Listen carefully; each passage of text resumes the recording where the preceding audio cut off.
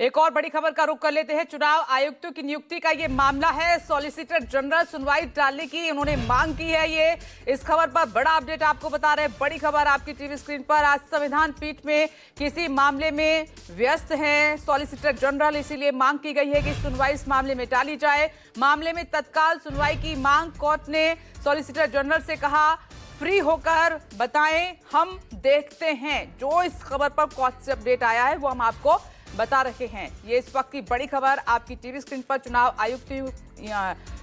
आयुक्तों की नियुक्ति का ये मामला है। सुप्रीम कोर्ट में सुनवाई होनी है, लेकिन सॉलिसिटर जनरल कह रहे हैं कि इसकी सुनवाई बाद में की जाए। इस खबर पर ज्यादा जानकारी दे रहे हैं प्रभाकर मिश्रा।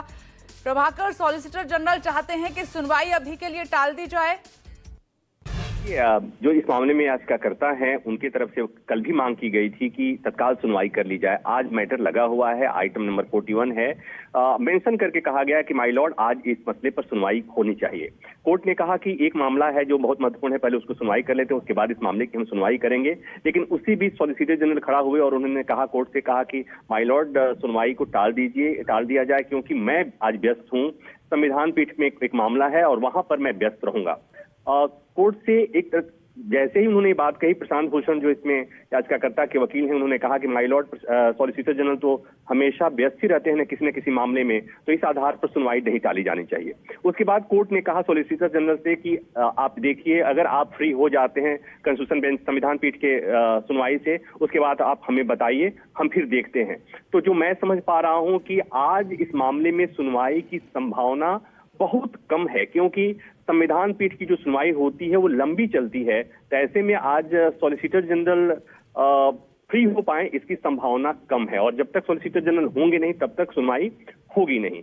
तो मैं जो समझ पा रहा हूं कि आज बहुत ही कम संभावना है कि चुनाव आयुक्तों की नियुक्ति से जुड़े मामले पर सुनवाई हो।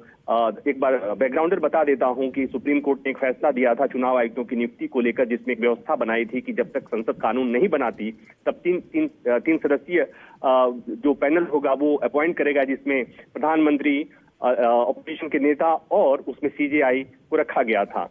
संसद से सरकार ने कानून बनाया, संसद ने कानून बनाया, उससे सीजेआई को बाहर कर दिया गया था। इसी मामले में याचिका यहाँ दायर की गई है और ये कहा गया है कि जो पैनल है जिस ढंग से बनाया गया वो सही नहीं है और उसको चुनौती दी गई है सुप्रीम कोर्ट में। जी, शुक्रिया आपका जानकारी के लिए। और इसी बड़ी खबर के साथ यहाँ ले रहे हैं एक छोटा सा ब्रेक, फौरन लौटेंगे। देखते रहिए न्यूज़ 24।